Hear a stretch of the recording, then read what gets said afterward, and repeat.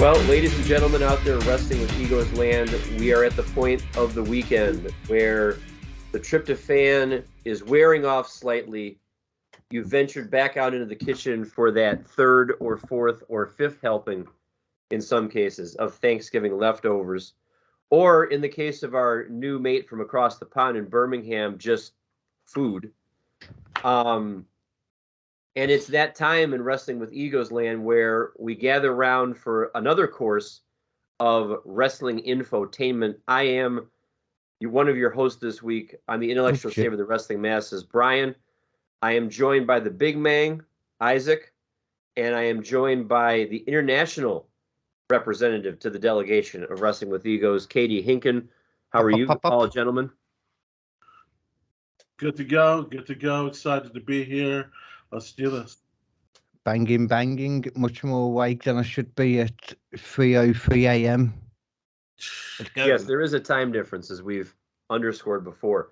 This is the Lean Mean Wrestle Talking Machine on the interwebs, known as Wrestling with Egos. However you consume our content, we appreciate it. Whether it's on YouTube, on iHeartRadio, Spotify, Apple, Amazon, Google, or Anchor, we appreciate all the interaction. Tonight, we're going to do a little current events because we're in smack dab in the middle of some important wrestling events on the landscape, one of which happened last weekend, AEW's Full Gear, which some significant things went down at. We'll unpack that here in a minute. And WWE is getting your boy to tune in tomorrow night for the premium live event known as Survivor Series, when originally he wasn't planning on it. As recently as 3 weeks ago, I was just going to check it, a couple days after it happened and stuff like that. But now some events have been added, some names have been added, and some things are going down that I'm interested to see what's going on. Gentlemen, I guess we'll start with Full Gear. A couple significant things happened. The first one, I'm going to go somewhere you might not expect. Okay. There was a lot of things on this show, as is per the norm for AEW. Right. Many ways to go. We have a new, no longer interim AEW Women's Champion, and her name is Jamie Hayter. Thunder Rosa officially, came on. I don't know if she came on Dark or came on programming this week and officially relinquished the championship. And they made an announcement that Jamie Hayter is now the official, Yeah, I don't think Thunder Rosa has been on anything and done anything official on the program. Okay. For the uninitiated, Thunder Rosa is a dear friend of show. She's a subscriber. She's an occasional watcher. It's unfortunate the things that are going on with her. I know she's dealing with some injuries. She's dealing with some fatigue. She's dealing with some backstage politics, I guess. If I just want to be vague about it. But Jamie Hayter is somebody. So. Pardon me, Katie. There's always backstage politics, though, ain't there? Yeah, there always is. Even on this show. No, not really. On everything. We're not gonna. We don't talk about that. Just like we don't talk about Bruno. Anyway, right. Moving on. Stuff. I'd like to get your thoughts, gentlemen, on where you see Jamie Hayter going from here as the champion. What kinds of feuds you're looking forward to seeing her have, and more importantly, how long do you think she realistically can hold on to the championship? She could hold on to it for a while because it's one thing that AEW seem to do. They don't hotshot it as much for titles, especially the women's one as well. I don't know how I feel about Jamie Hayter being the champion, though. It's just nothing storyline wise that's happened really. It's kind of put her to that point. I know it's because all the fans have been getting behind her and stuff, and I get why. Kind of. But that's my only. I don't know how I feel. She's gonna get about a 6 month run with the title. She's gonna get And eventually it's going to come down to her and Britt Baker, because if you saw the interview that, she was originally supposed to have, Britt grabs a mic and Britt's going to get in her feelings because the spotlight's not on her. Yeah. And everything's got to be about Britt Baker. And it's got to be about me, me, me, me, me. And you can see they're setting it up, and you can see they set it up with the first interview. That's just what's going to happen. I feel like they should have been setting it up for longer. They kind of jumped on that quickly, though, I feel. Or they could have waited a bit. At least a couple of months down the line. Well, they're going to put that first and foremost because of Britt's relationship with Tony Khan. And instead of delaying it for a couple weeks, oh no, we're getting into this right now. I mean, yes, Tony Storm is going to put her over the next couple weeks. We all know that because that's the right thing to do. I wish Thunder Rosa nothing but the best. I hope she comes back quickly. I'm excited for her to come back. And she comes back with the attitude of, look, I never lost the belt, legitimately. Yeah. It was because of something else. So I deserve a first shot, whether whoever might be up at the time, and go from there. I think that's a good thing. I want to see where they take it, but they don't have many people that they have in that division that can really go. And that's why I'm excited for Jamie, because I've been screaming for depth in the women's division for a long time. And now that Jamie has proven, okay, I've got the chops in the ring, first and foremost. Because we've decried so many of the women's talent in AEW because they just are not up to par in the ring. Your Kiera Hogan's and your all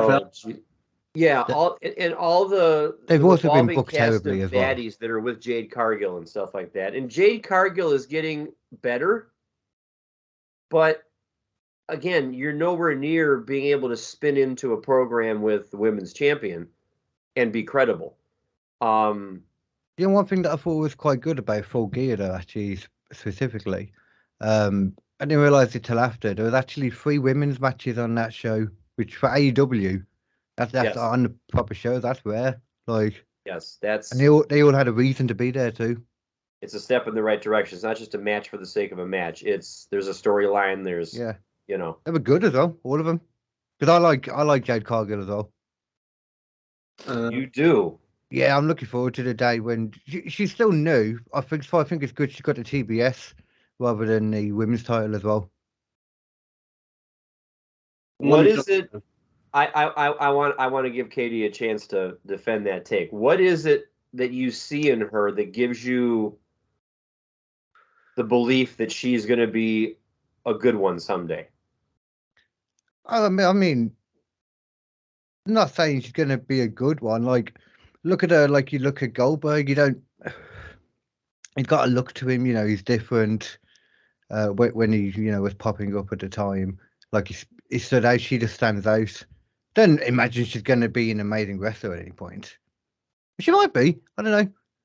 But okay, I'm just not used to that kind of a take on this show, because generally speaking, anyone that's been on this show has turned up their nose at the thought of Jade Cargill, and that's putting it nicely. Yeah, I'm gonna jump in right here on that. I think she's still green, and they're putting her with people that really can't go, because when you put her in on a match against a Tony Storm, or you put her in with Soraya or Thunder Rosa, or Nyla Rose, or you put her in with experienced athletes that are ring generals, as I want to call it, or Britt.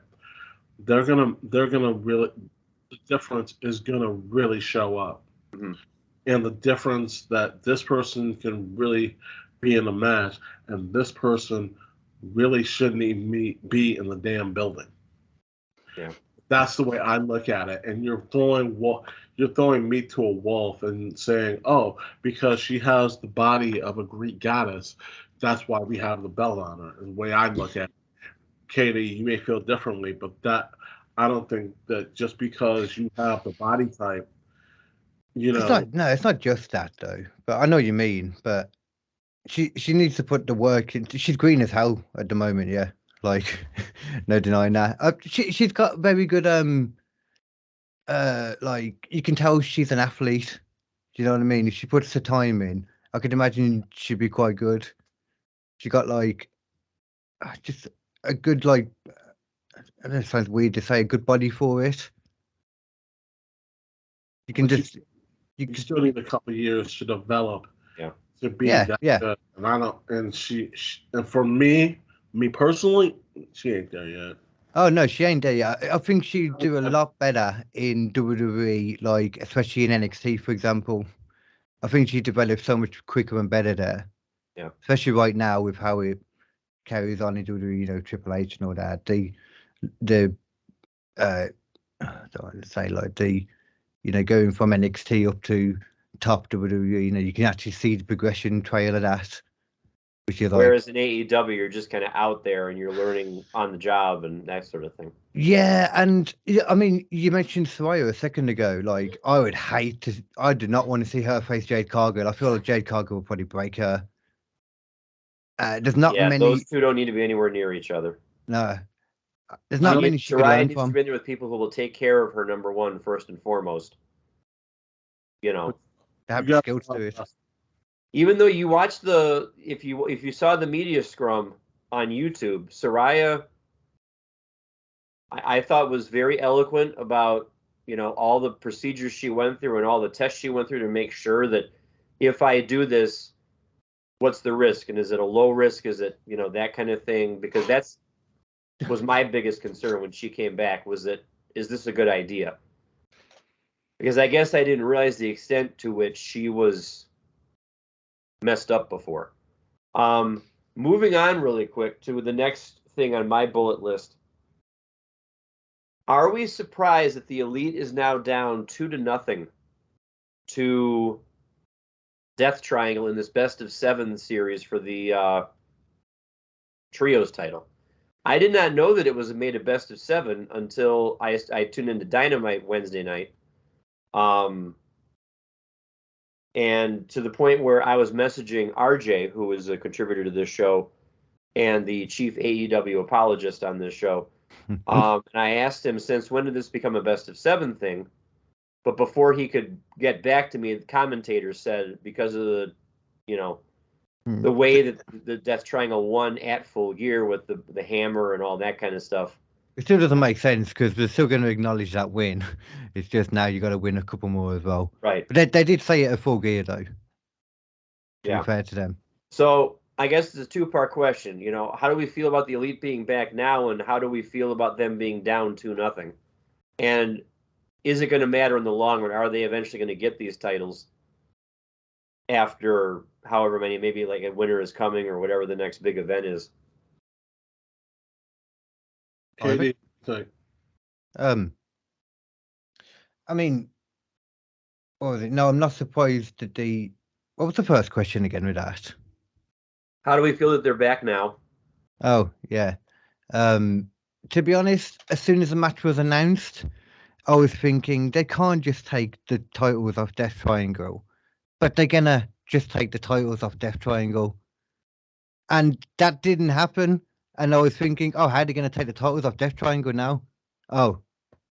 So the fact, best of 7. Okay. yeah. So it's like they're waiting as long as possible for the Elite to just win everything. Because you need to get 4, don't you, to win? Yes, and a best of 7 series is the first person to get 4. Yeah, so they'll lose the next one. And then the Elite will win everything after that. Part of me hopes it doesn't go that way because Same. I'm so tired of best of 7s in wrestling. why? It feels Yeah, that's cool. best of 7s in wrestling going this way where somebody wins the first 3 because it telegraphs. Katie, I'm about to bring up something that Isaac can't stand when I bring it up. because it involves the best of 7. It involves the World Series in 2016. Oh God! I'm about to leave. Because it a would baseball-y figure the thing, isn't it? year that my team, my favorite baseball team ever, the Chicago Cubs, it would figure the year they make it to the World Series. I hate We had to play Cleveland, which is where we're all, all of us are from the Cleveland area. And at the time they were called the Indians. Now they're called the Guardians because they had a franchise name change a while back. Doesn't We sound lost the very first 2 games of the PC. series. And then we won game 3. We lost game 4. Wound up winning games 5, 6, and 7 to win the World Series. And it was one of the happiest moments of my life. That's how a best of 7 should happen. But now, Isaac, maybe correct me if I'm wrong on this, but I know WCW did a ton of best of 7s. Did they all go with that formula, or were they a little bit more evenly matched to where there was some conjecture as to who's going to take it, who's going to take it? Okay, there was a best of 7 between a person who we will not name. We know who that person is, and the other person being Booker T. And they went 1 for 1, 2 for 2. Okay. All the way up to 7, which was just phenomenal. And these 2 guys, Booker T and the person who will not be named. I'm trying to think who this is. I figured out it's either I'll say- Voldemort or Dexter Loomis. I'll say who it is. We don't like to mention Chris Benoit's name on here because of what happened. Yeah. And I'm sorry for those people that are just now watching. You're like, who the hell is he talking about? I'm talking about Chris Benoit.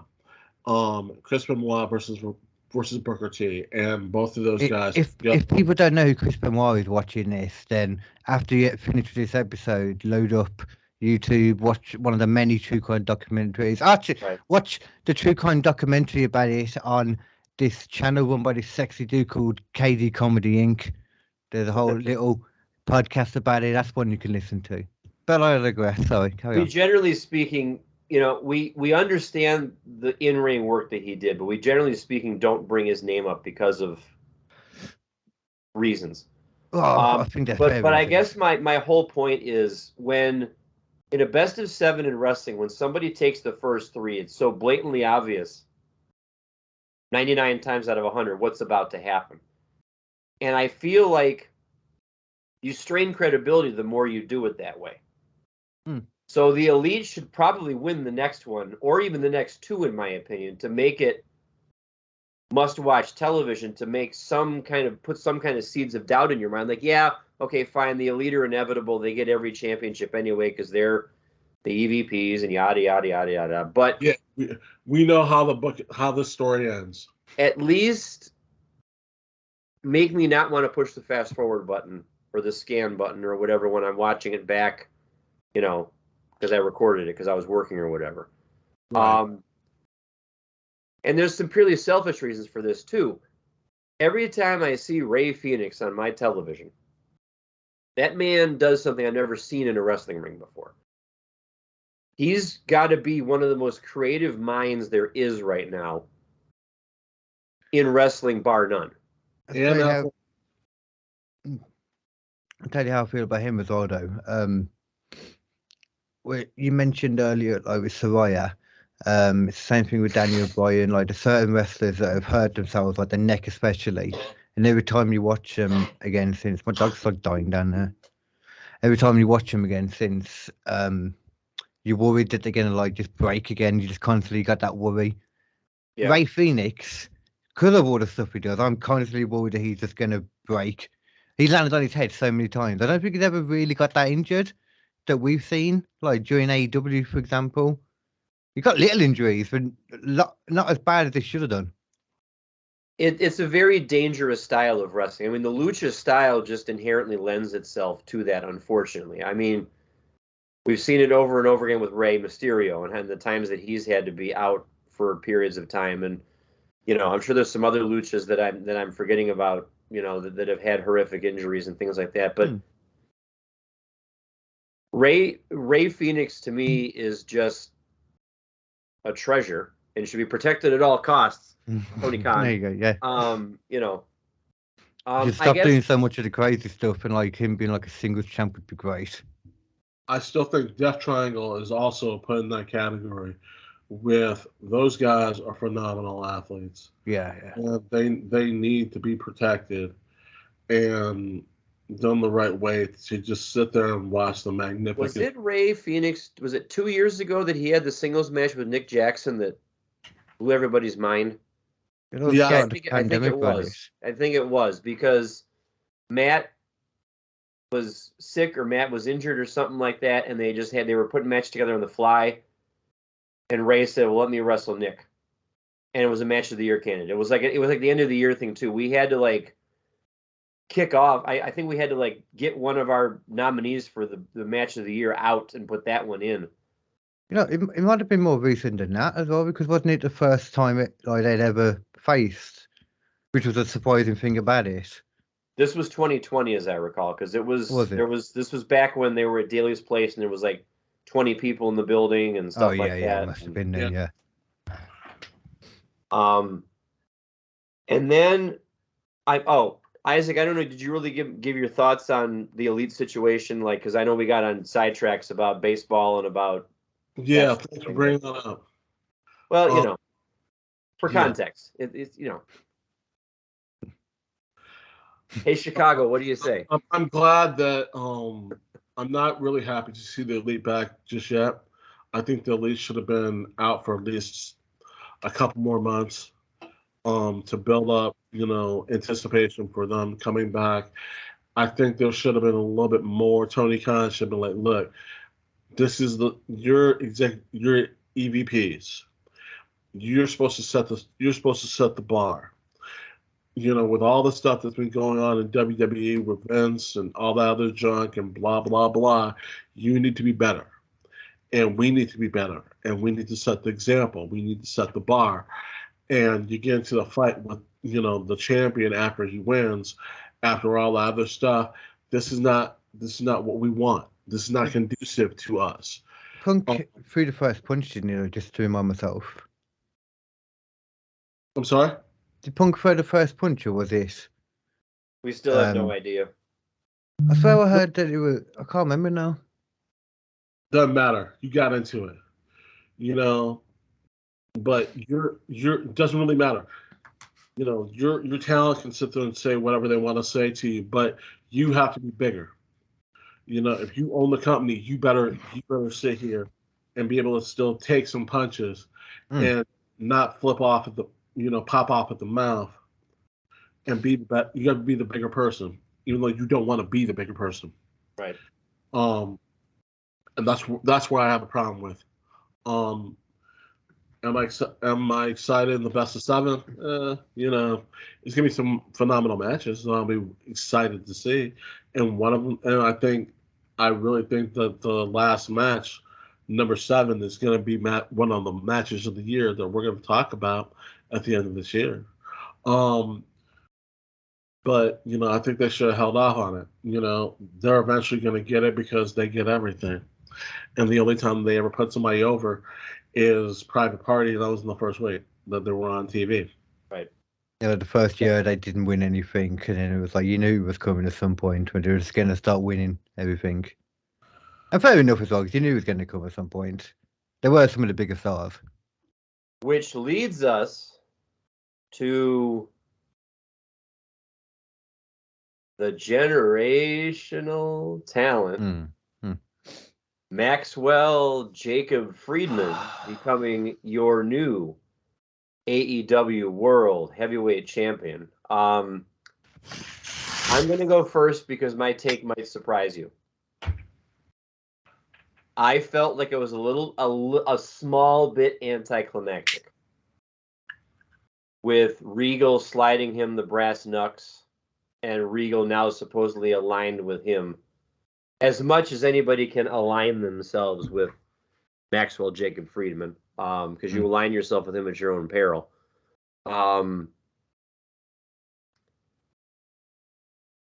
This is a case for me of the build-up being better than the payoff. Because for about 4 months now, right under our noses, this man played the fans like a Stradivarius. In some cities he worked face, and in some cities he worked heel, and in some cities he straddled the line, and he tried to curry favor with people. And I've got the firm. Oh no, I don't. I fired them, and I've got Stokely Hathaway, and no, I fired him too, and all this stuff. And I can't remember another example of a guy. Maybe this is recency bias, playing both ends of the spectrum so expertly. And, to the point where it's inevitable this guy has to become champion this time around. So maybe that's what it was. Maybe it was the inevitability of it all. But when I saw how it went down, when I saw the finish with Regal in the press next, I'm like, really? Really? But that was the one thing I assumed was going to happen the whole time. Like, as soon as he said, I'm not going to use the diamond ring, I was like, okay, he's using the brass knucks then. Like, it works perfectly. So that was the one bit I was okay with. But I kind of feel the same as you, and I don't know why, once again, exactly. This is a feeling I've been getting from AEW a lot lately. It's like the stuff feels anticlimactic. That's probably a very good way to put it, to be fair. It's just not as good in execution as it should be on paper. MJF is another one, like, because he's awesome. But to be fair, then I tuned in Wednesday night because I wanted to hear what MJF had to say, and sure enough, he wasn't there. And I'm like, here we go again. I mean, it's just. Okay, spoiler alert. For those people that don't know, we all know that MJF won. Now, for some people, other people will sit here and say, someone on this show called it. Yes, I'm talking about you, Patrick. Patrick said this is what exactly was going to happen. And what happened? Exactly what Patrick said. I'm not going to sit here and play bias about it. I'm going to sit here and say he called it. He called it early. He said this was going to happen. And yes, you were right. Cheers to you. I'll give you that. I will, as they say, I will give you your flowers now because you called it right. You called it early. KD, one thing you're going to learn about working with me is that I am not so good at peeling back the layers of the onion. I'm a very surface guy, and it's got to be this way, and I can't see things coming from a mile away like Isaac and Patrick sometimes can. Well, that could be partly too as well, though. Growing up, as any wrestling fan, but I mean, I don't know what you guys specifically watch more of, but for example, if you're a WWE fan, you've grown up to not bother looking at those little things a lot of the time, because nothing would be paid off. I mean, there's certain times when you sit here and you watch, whether it be WWE or you watch formerly WCW, or you watch, ECW, or you watch World Class Championship Wrestling, or you watched another era, and you stood there and said, "I never saw that coming." I think the first heel, face turn that I ever saw was Andre the Giant on the Hulk Hogan back in WrestleMania 3. But that's as far as, and I was just sitting here like, oh my God, what the hell? And oh my God, But I get it. I understand it. I do, did I see it coming? We all knew MJF was eventually going to be champion. We all knew that. He always should have been. We all knew that was coming down the pipes. And I just kept saying to myself, what's going to happen after Regal turns? And what's going to happen to the Blackpool Combat Club? Because I'm really loving them right now. Now but that's the one issue, yeah. Excuse me, let me just put that out there with Regal. But I'm sorry, go ahead. Even though I didn't get MJF on Wednesday night, the interplay between Moxley and Bryan Danielson and William Regal was like a Greek passion play. I felt how pissed off Regal or Moxley was. And Yeah. I know on some level it's, we've got a script that we're following, or we're just shooting from the hip and stuff like that. But there was some real anger there. Because if Regal has lived the life that he claims to have lived, he's certainly no choir boy. You know, and I guess I don't realize the degrees of separation with him and a lot of these wrestlers. I did not know that he had history with MJF. Really didn't know that he had history with Moxley or Danielson for that matter. But apparently, like, that was gripping television. I think a lot of it comes through NXT as well, doesn't it? Yes. I think So a lot of it was also just because of the things that they related to outside of the ring, especially with Moxley having issues when it came to Yeah. drinking and alcohol and drug related things. I'm not saying that he got into drugs, but William Regal, we all know, was into that stuff and alcohol, and he had a couple stints in rehab, and that's another thing that something they could definitely talk about. Um, but at the same time, I mean, you can tell when shit gets real, and yeah, there was a lot. There was an element of realness. when you can tell when people are saying it to say it, and then you can tell when it's in somebody's heart when the shit gets real. And I used Soraya when she was talking to Britt Baker about how much she sacrificed and what she went through and how she got through her drug addiction, how she got through when she had um her video get released. You could hear in her Would voice never watch that. that shit was real, you know, and that was coming from the heart, and that was real. Because just like anything else, there's different levels when it comes to sacrifice. Britt Baker can talk about sacrifices she's made, but they pale in comparison to somebody's quality of life being affected and potentially not being able to walk again. Especially someone that age as well. Right. We will transition here quickly to an event that is about to happen this weekend. Survivor Series is nigh. And as Katie alluded to a couple minutes ago, they have brought the War Games format. Oh, I didn't say that correctly. War Games. War Games. War Games. Yeah, wonderful. Yeah, I'm the British one here, boys. I got to do this. War Games. Nice, nicely done. That's the Going most forward, manly I've anytime we sounded need that, for so long. anytime we need that drop, you're doing it. There we go. There's two reasons that I am tuning in to watch Survivor Series tomorrow night. The first reason is I get to see the next installment in the Finn Balor versus AJ Styles rivalry. Because let's be real, ladies and gentlemen, that's a rivalry. It comes back around every couple of years, and it's like that Thanksgiving seconds and thirds and fourths is better the next day. It's better the 2 days from now than it is the day of. Let's be completely fair, though. I mean, it is a show where it's all about teams versus teams. That's the basics of Survivor Series. And both Finn Balor and AJ Styles both have a team built up. Four-person team on each side, and they're having a singles match. Well, there's a reason for that. I think the reason for that is because Rhea Ripley's involved in the women's War Games match. She didn't have to be, though. Fair. Meet him. That could take it though too. What did you say? Didn't really have anybody else that could slide in that spot except Maria. True. Now tonight, I know they're supposed to announce who Bianca's fifth is. Yeah, I've already seen it. Okay, no spoilers because I want to be surprised, please. It's Oh, she's coming back. Awesome, dude. Yeah, cool. Way to go. Yay. If you want to press pause at this time, I'm not saying nothing. I'm not that technologically advanced, people.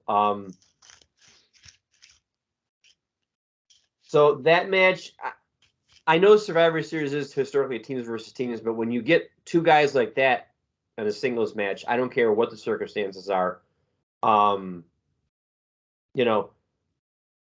mononucleosis gave us one of my favorite matches of all time, 2017 TLC, when it was Balor versus AJ. And they just said, let's just do this. And AJ's like, fine, I'll come and I'll do it. And it was... When he took over for Bray Wyatt, was it? Yes, because there was a rash of mono went through the Raw locker room. So SmackDown loaned AJ Styles. He flew to like Baltimore, wherever it was, for that show, just for that reason.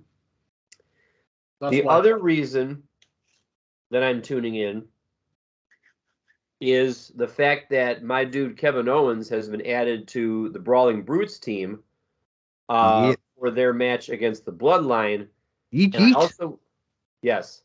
I also want to see if this might be the beginning of the cracks in the armor showing up in the Bloodline, because it seems like a good place for that to start. Okay, let me comment on both of you, what you just said. AJ Styles, Finn Balor. Oh hell yeah, absolutely. I'm like we any Stevie Wonder knows that's gonna be a damn good match. Now when it comes to the, he's writing a song about it right now, as a matter of fact. Basically, when it comes to Kevin Owens jumping in on that team, are they gonna sow the seeds? Hopefully. Are they gonna show some cracks in the armor? Yeah, I'm gonna sit here and call it now. We all know Roman team is gonna win, but they're gonna sow some seeds and see. You think Roman's team wins despite what might go down amongst them? Roman team's gonna win. Please, come on now. If I'll jump on next week and I will say I was totally wrong, and I will admit it. But there are going to be some little cracks in there with Jimmy Uso and Sammy and blah blah blah, and Kevin Owens is going to sit here and do a little something. But we'll see what happens. Are they going to sow the seeds that Roman might actually drop the belt come WrestleMania? Hopefully none of them seeds are going to be dropped at Survivor Series. They're just putting the seed out there and saying this is what happened, so they can go back and look back and say, you remember when I did, back in the. So we'll see what happens with that. I'm sitting here trying to think of a way that Roman could be eliminated. It's first pin. Not have him look weak. War Games is first pin. No, War Games is... Oh, is it just first one pinfall? Yeah, because you wait for everyone to come in, and then it's just first pin. That's right, and then once everybody's in, that's when the actual match starts. Okay, I'm sorry. I'm a little foggy on my stipulations. Well, then it could be anybody taking the pin. It could be Solo taking the pin. It could work quite well if it's Sammy taking the pin, and that's the reason then for... Everybody turns on him. Yeah, and then like KO could save him, and then that could set up the Usos versus them for the titles. Just perfect to me, that is. Look at KD over here booking 2 months of WWE television. It could be a perfect build-up to Mania.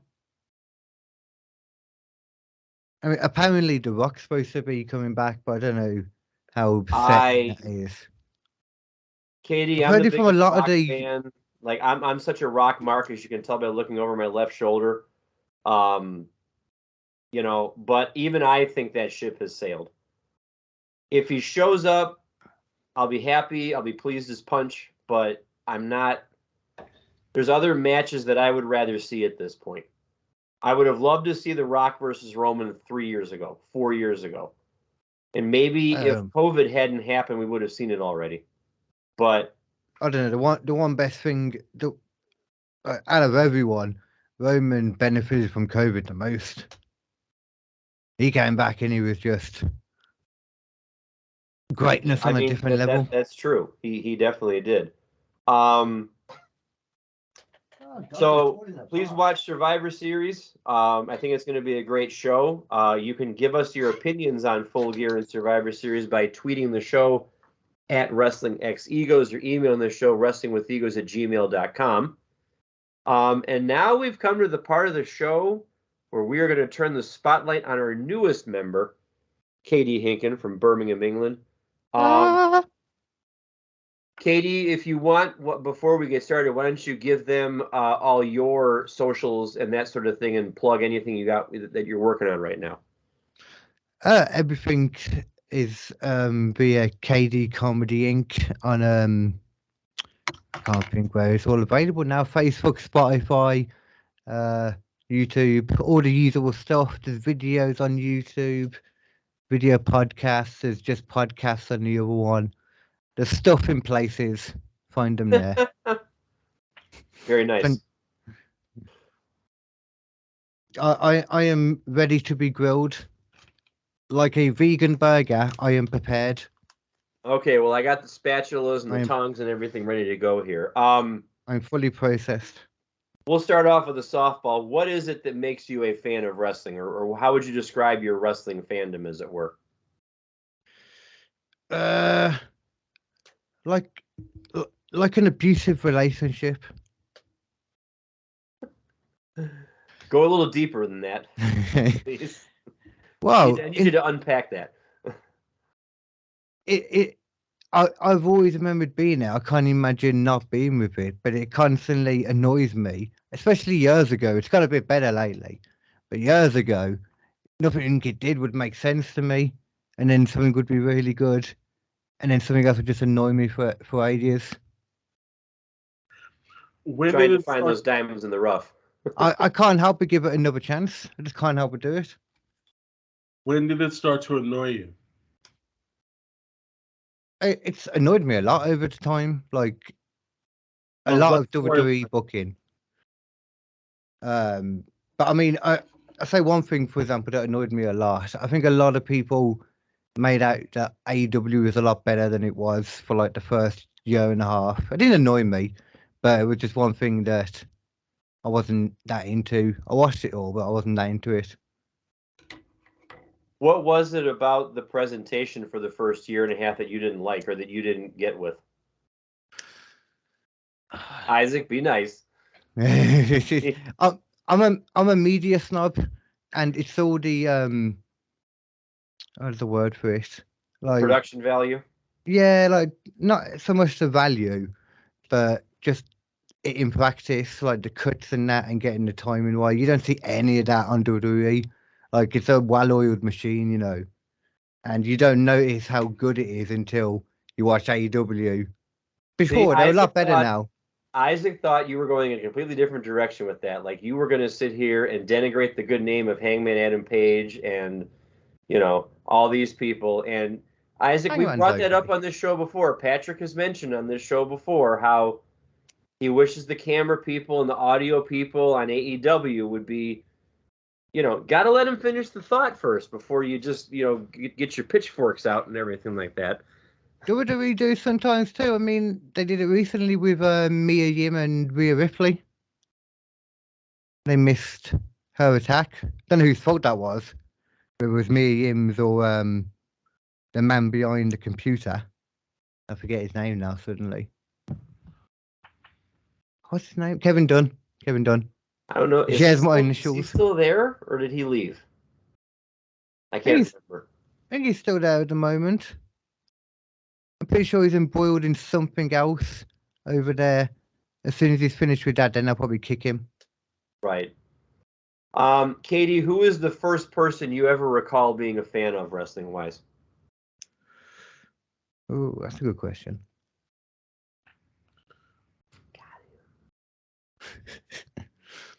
We are officially stomped. Ladies and gentlemen, just listen to this. Listen to this commercial for Burger Shave while Katie thinks of his first wrestling. It's hard. It's hard to try and put it into a timeline. Like that's the hardest bit about it. But like, I guess some of the first people that stuck out to me would have been like Stone Cold and like one of my when you was on about the earliest turn earlier that you remember. I think for me, one of the earliest ones is a double turn with Bret Hart and Stone Cold. It's one of the earliest things that stick out. So, okay, we've talked about that match quite a bit on this show. That's One of the better ones you can find. It'd be like everything kind of past Hulk Hogan and all them, like all the classic era. Just before he went out to era, so that kind of time.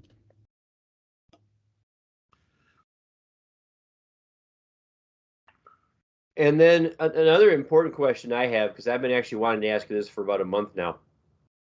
When you're talking about wrestling in the UK style, how, for our listeners, how can you explain the differences between that presentation and what we're used to here in the States? There's a lot less money put into it.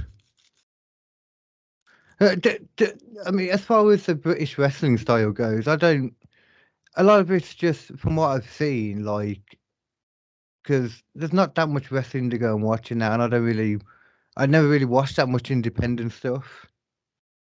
Like I do now a bit more, but not so much that.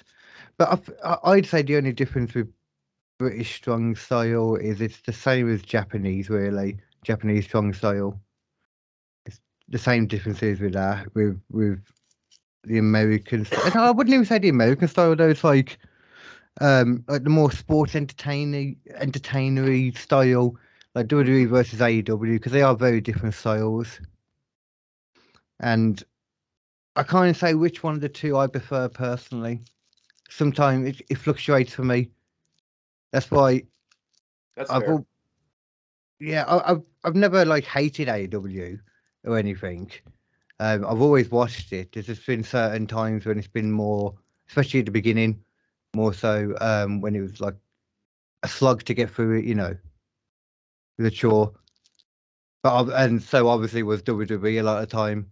So that's where it got annoying, when it was like both of them going through laws. Gotcha. We're gonna. Oh, Isaac, go ahead. Sorry. No, I'm gonna ask you, KD, since you started, I want to say late '90s type of era. Is there Something like that. I'm sorry. I was agreeing. Is there someone in that era that you think that you would want to put in the era today? Specifically, any style, any wrestler, any type of wrestler that would fit well into the wrestling styles that we're seeing right now. I tell you what, in AEW, doing like I learned about it earlier, doing the best of 7, Bryan Danielson with Bret Hart in his prime, that'd be amazing. That would just be beautiful. That would. That would be, because there would be less about the shenanigans and more just let's get down to business, and because the amount of holds that Bryan Danielson knows, you multiply that times the amount of holds that Bret Hart knows, and you'd be take that by a third. Yeah, right. I'm going to wrap it up here then, KD, by just spitting some names out at you. And I just want to get your knee-jerk reactions about them. I got 5 names here.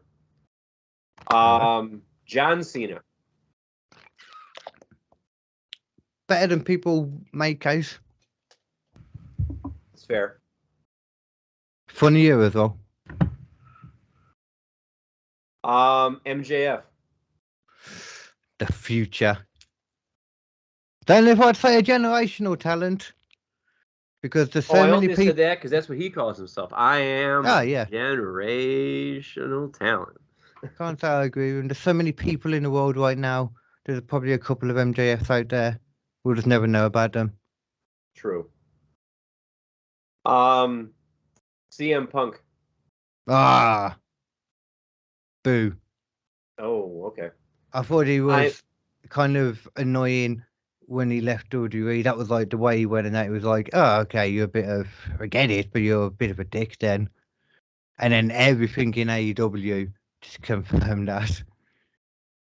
Like, I still. When you say everything in AEW, do you mean everything recently or everything? Well, more so than anything recently. Okay. Because for the first 8 months of his run in AEW, it was bliss. Yeah, to be fair.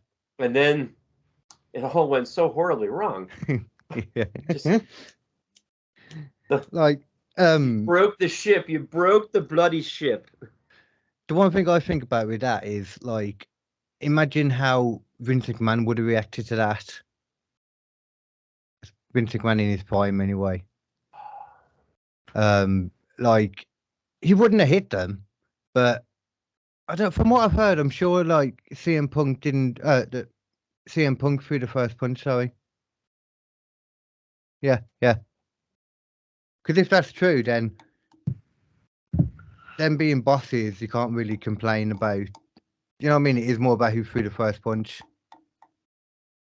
That's interesting. And then, Katie, since you were not able to be a part of our debate last week about these two gentlemen, I have to end this by asking your opinion first on Bret Hart. I mean, I missed a lot of his peak stuff really, because the Montreal Screwjob and all that. Like, I don't remember that, but I know that happened like once I was at the beginning of me watching wrestling. You know. Okay, because that was the fall of '97. Yeah. But I wasn't aware of anything at that point. I was like 6, you know, so I didn't take it in what was going on or anything. But, all right, he's never coming on the show again. He was Ladies and gentlemen, this is the last time that you will hear from them. It was a brief, glorious run. And since I asked you about Bret Hart, let me ask you about Shawn Michaels. Sure. I was always a Shawn Michaels fan, you know. That was like I missed a lot of the Bret Hart stuff, but I was a big Shawn Michaels fan growing up. He was like DX was very like much a big thing like growing up. My brother was always into Triple H more, and I was always into Shawn Michaels more. But I also loved like the Undertaker during the Attitude Era as well. Like his cult leader, Ministry of Darkness. It's like the best Undertaker for me, that is. So all of them at their peak, you know. I actually queued up like last night before I turned in for the night. I queued up the match that Undertaker had with Bret Hart at SummerSlam in '97 when Shawn was the special referee.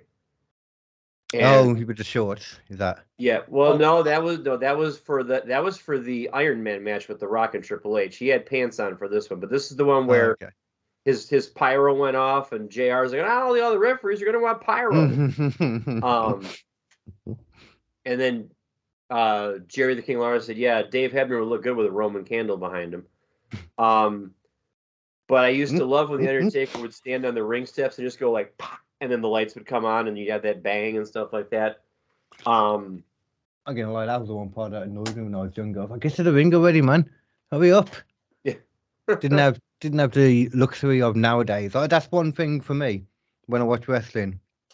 I generally watch it like, I don't know, like an hour later than it's on, just so I can like skip through with the 10-second button, get through the bits that I want to get through. I never skip through like talking bits or matches generally.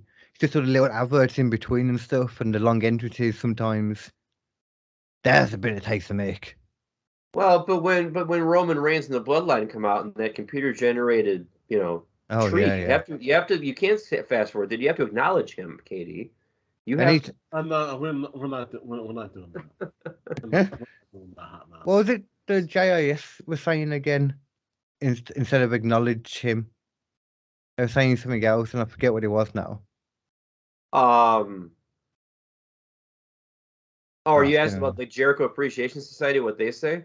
Yeah, they started saying something similar.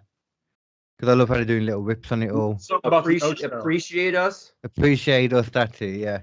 That's it. Yeah. That's great. Jake Hager the other night wrestling in the purple hat against Orange Cassidy. That was freaking hilarious. I did not know Jake Hager had that in him. It's the only thing he's got in him right now. Well, yeah, that's the only thing he got. Yeah. Right. Well, Katie, thank you so much for being such a good sport. You passed with flying colors. We'll have you back next week. Don't screw up. Just kidding. I am happy to have taken this test. Yeah. I'm glad to have gotten a higher grade than I did in school. Grades will be posted on the class website by the end of the weekend. seriously though, we want to thank Isaac for his time tonight. We want to thank KD for his time tonight. You can, like I said, tweet the show. It's Wrestling with Egos at Wrestling X Egos on Twitter. WrestlingWithEgos@gmail.com. If you want to give us a show topic idea, if you want to react to Shawn Michaels versus Bret Hart debate that we had last week, which is going to be up on YouTube and all that real soon. Is the debate who's better, or it was a debate basically about, because it's the one thing that Patrick and I have vociferously have argued about. Because generally we are in lockstep with each other. There's not a lot of conflict or anything like that. But he was over at my place back at the end of the summer, and we were kicking around show ideas. And he looked at me and he goes, we need a show where the two of us just have a knockdown drag out. Yeah. And he started, just like spouting off takes, like wrestling takes. And he looked at me and he goes, "Are you a Bret Hart guy or a Shawn Michaels guy?" And I kind of thought about it from I said, I've always kind of come down on the side of Bret. And he goes, "Well, here we go. We're going to have a fight." So that's what the show was finally last week. I wanted to prepare for it. I didn't just want to come in cold for something like that. I wanted to actually have, I wanted to have like my show notes and all this stuff. I wanted to have all of my, See, I like going into stuff cold. I notice how people are a lot more chill doing that. Well, but for something like this, actually, it depends. Actually, I just thought one of the true kind things I do. I don't do that at all. So yeah, I take that back. Well, and with our show, there's times where I do meticulously prepare for it, and then there's times where I don't. I mean, like when we do our GOAT discussions, where we talk about where does this person stand, and we've done GOAT discussions about lots of people.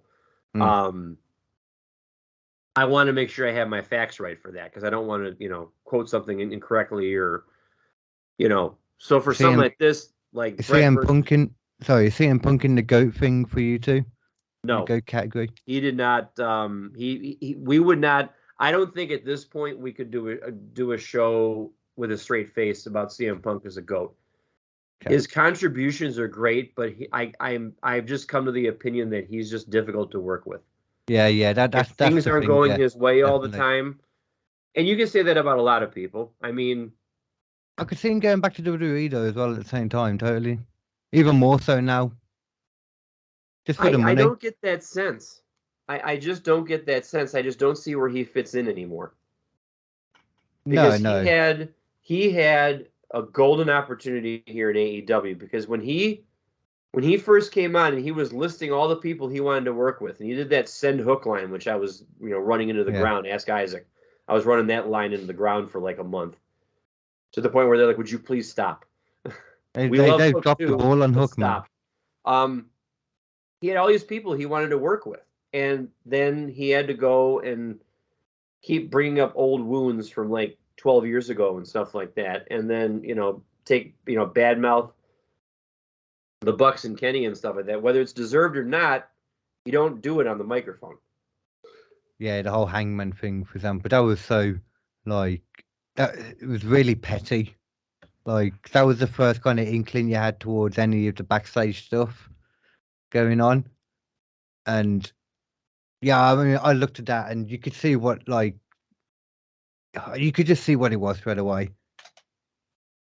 And not so fully, I really think WWE's in a spot where they're like, do we really need to bring him in? We're not hurting for talent. We've got all these great storylines. We got things with Seth Rollins, and we got things with Finn Balor, and we got things with Roman and Sami Zayn and Kevin Owens and Drew McIntyre and Sheamus, banger after banger after banger after banger. I think that might be the reason why they can bring him back, because they don't have to rely on him. So, because Nick Khan was very much is the reason. I don't think Triple H, I don't know, the whole best for business thing, whether he would actually take on CM Punk, just because he doesn't like him. But Nick Khan, I don't know where those two stand. Every article I read about him going back to WWE, excuse me, has that disclaimer in it. Like the two of them would have to work out whatever bad blood there still is. But he would have like a very like like part-time kind of thing more than anything. Like do the odd pay-per-view. He needs to. His body can't deal with it. That's one thing we have learned. Yeah, that was the problem too. Is I started seeing like before all these aspersions were cast by him. Like some of the matches he would have, he was winded and he was missing moves that used to be second nature for him, and not making good choices like the stage dives where he would injure himself and stuff like that. It's like, dude, you can't be doing that anymore. Yeah, it wasn't a good call. No, it really wasn't. Well, thank you as always for joining us. Until we meet again, this is Wrestling with Egos, the Lean Mean Wrestle Talking Machine, and discussions like tonight are another one of the reasons why we love professional wrestling. You can tell why Isaac sends you.